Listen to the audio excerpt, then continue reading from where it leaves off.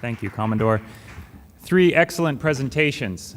We have now 20 minutes for Q&A, and I would remind you that when you do ask a question, if you could please say your name and your organization.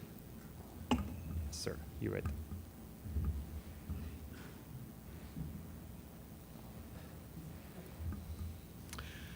My name is Alan Breakspear. I'm a retired intelligence professional with experience in the federal public service and in the private sector. In my retirement, I am concerned to know more about how intelligence is carried out and to improve the public understanding of the issues involved in that area, and also to raise awareness of the need for more and better intelligence education, especially in Canada, where it's not being done well these days. The word intelligence has not appeared much in the agenda of this conference, except in 1 or 2 appointment titles of some of the participants, including Commodore Ali. But it seems to me that in this panel's subject matter, the word intelligence comes closer to the surface than it might in some of the other panels. So my question for the panelists, and it starts perhaps with Commodore Cordner, who pointed to the lack of frameworks for dialogue. How well is intelligence being exchanged, and what are the strengths and inhibitors to the exchange, given that in the rest of the world, since 9/11, intelligence exchange about terrorism has become very dominant and very obvious. Is it working well on more general matters in the Indian Ocean region?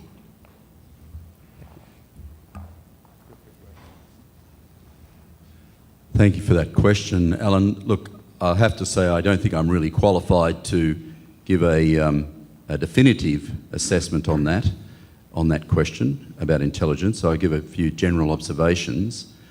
Certainly, the efforts to share information, and I understand that's different to what you're talking about intelligence, have greatly been enhanced in the Indian Ocean region between countries like Australia and Indonesia to do with the terrorist threats, etc., and between Australia and India and other regional players.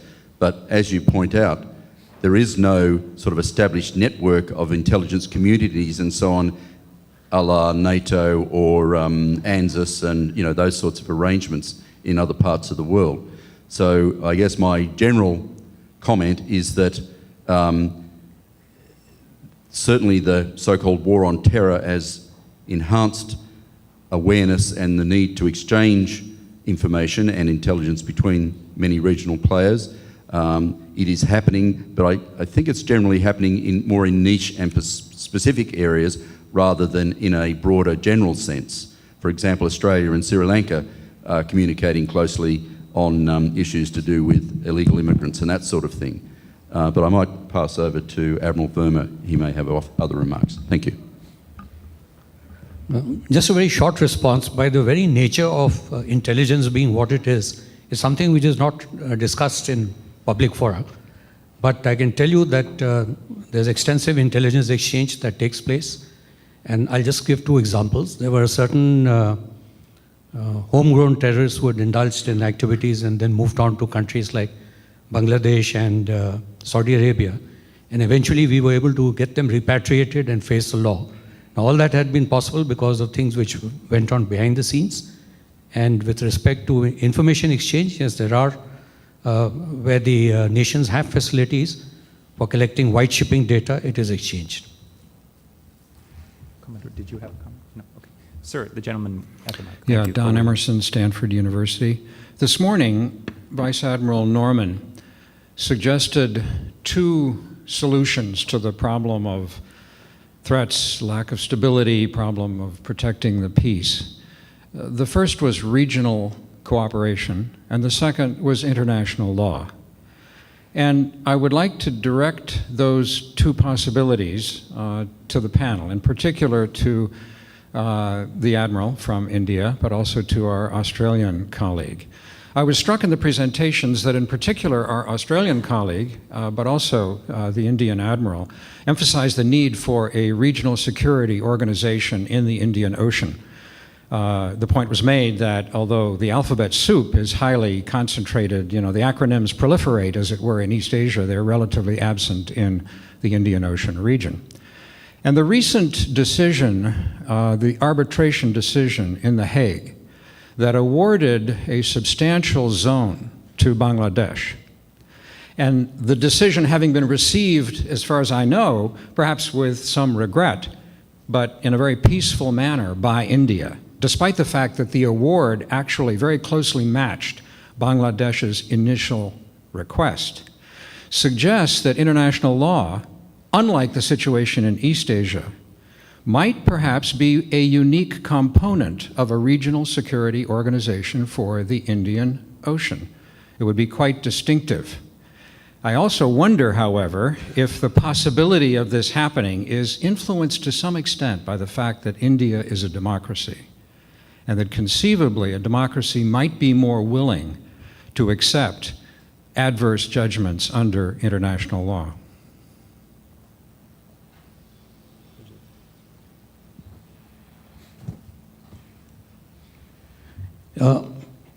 Both Lee and I had mentioned that we seem to be lacking as far as regional cooperation on security architecture is concerned. And the primary reason is that such architectures come into place when there's a common threat which is perceived by all. Now here, by the very nature of the situation between some of the nations, it's difficult to come to defining a common threat. The issues are not black and white. There are shades of gray, of course not 50, but yes, shades of gray.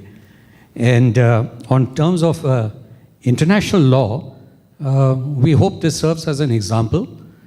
For us, okay, we may have ceded or we've lost certain sea areas, which in our opinion, as per the interpretation, should have been with India.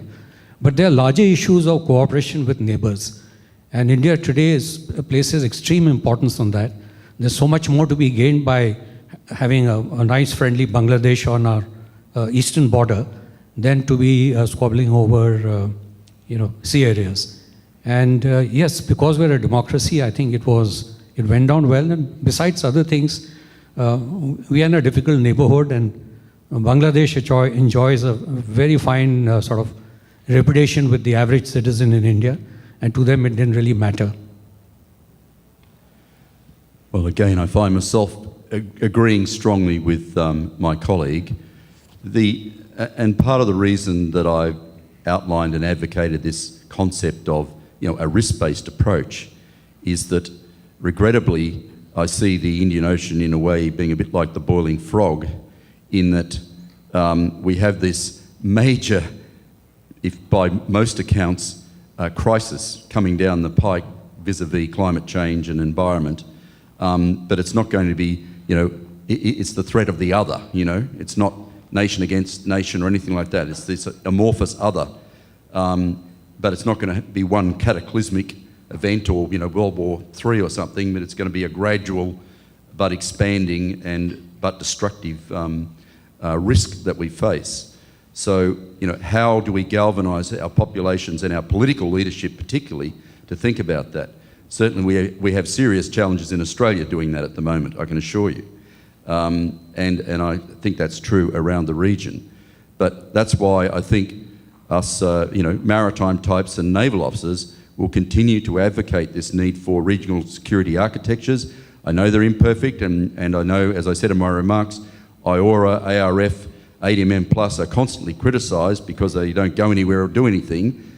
But the fact is, you have those dialogue fora in place. The leaders get to speak to each other frequently. There are lots of sidebar conversations that happen and so on. And this is important in crisis management and developing habits, if you like, of cooperation. And we really just don't have that at this point in the Indian Ocean region. With regard to international law, I think it is important to many of the regional states, particularly as we're talking mainly about medium and smaller powers, that they show constant support for international norms and international law. I mean, I think it behoves all of us to play within the rules, inverted commas, as best we can. And yes, there'll be, wins and losses over time. I think, again, I'm not an international lawyer, but my understanding is that the boundary delimitation disputes in this part of the world have generally been handled pretty well. We don't have that sort of South China Sea issue emerging so much. And I think, again, many of the states are strong supporters of UN conventions and international law, strong contributors, for example, to UN peacekeeping operations. India being a prime example, Australia and others are also involved in that as much as we can. So I think that's the best answer I can offer to your question. Thank you. Sir. Yes, Ferit Karkov again, Vice President of the Conference of Defense Association Institute. It might be a bit presumptuous on my part to try and bring back Canada into this discussion, but I'll take advantage of the fact that Admiral and a High Commissioner to Canada and others quite learned spokesperson. Recently, the Center for International Governance Innovation of Canada and the ASPI, the Australian Security Policy Institute, came up with a report, extolling some of the stuff that Canada and Australia could do together in terms of security. And I was wondering whether in this dearth of international organization or regional organization, is there a role for Canada that could actually do something in cooperation with the three countries represented, but the region in general? Is there a role for Canada?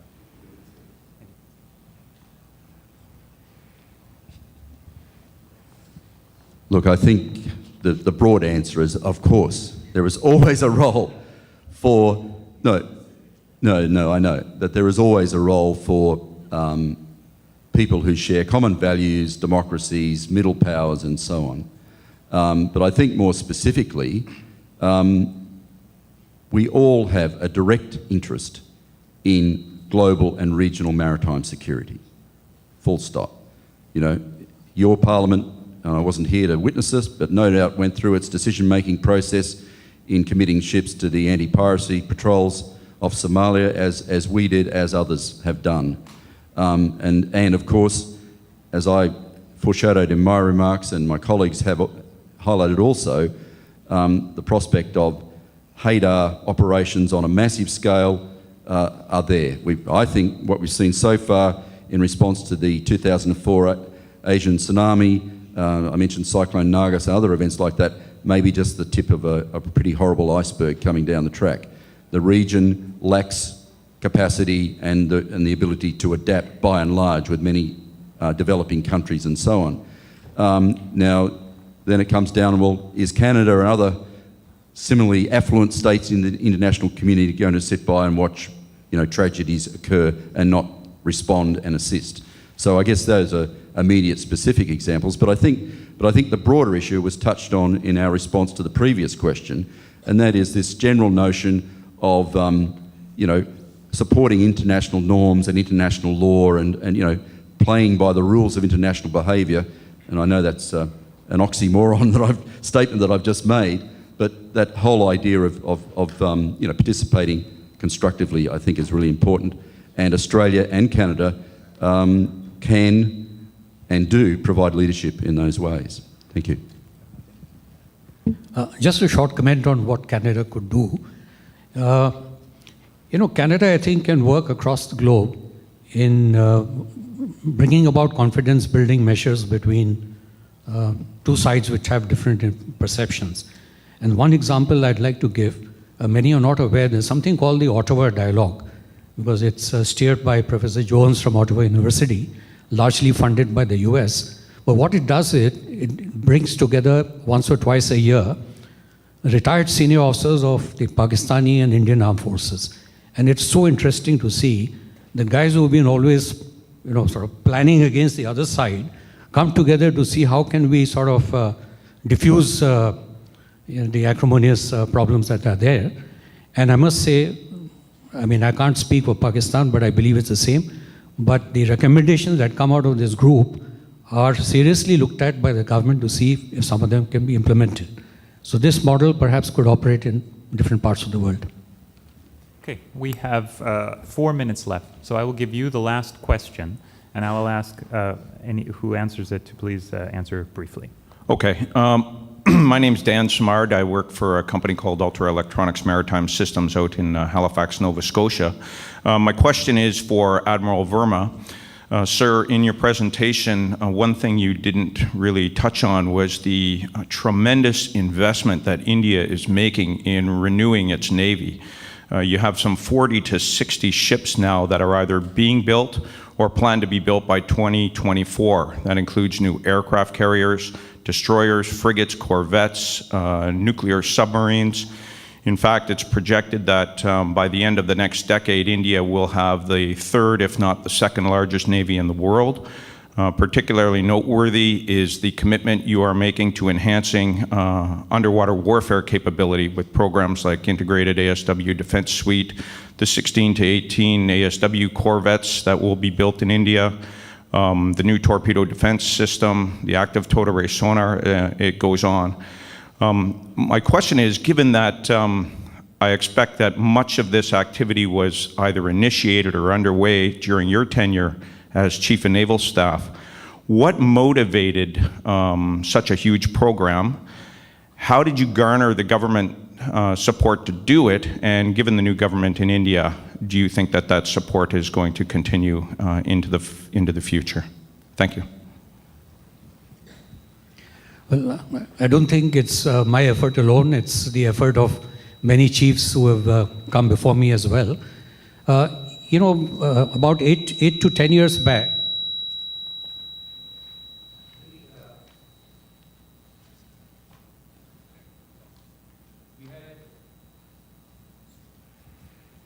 we set up what we call as a Maritime Capabilities Perspective Plan, which was anchored on the threat perception in the Indian Ocean.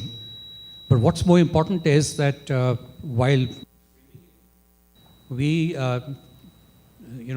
took it in writing from the Ministry of Finance as to what sort of funds would be made available to the Indian Navy on a sustained basis. So unlike many of the papers which were written in the past, you can have grandiose plan for a 600-ship Navy, but unless it is anchored on funding, it doesn't work. And it's why things have worked for us is that this plan has been accepted by the government, and we're just going as per that. One other advantage we have had is that we've had the state-operated enterprises, the public sector yards, which are also a responsibility of the Ministry of Defense. So you have actually captive shipyards which are there to build ships, and we are utilizing them because they have to be kept going. At the same time, in the past few years, a lot of private shipyards have come, and they've been asking for the pound of flesh as well. And we find that the non-combatant ships or non-weapon ships have been given to private shipyards, and it's a matter of time that things would change. For that matter, our nuclear submarine, which is being built indigenously, most of the work is being done by a private company along with the Navy. So I'd say basically it's been accepted, the government accepts it because it's within the norms of what would be available in terms of funding. Unless there's a global financial crisis again, I think it should happen. Please join me in thanking our 3 panelists.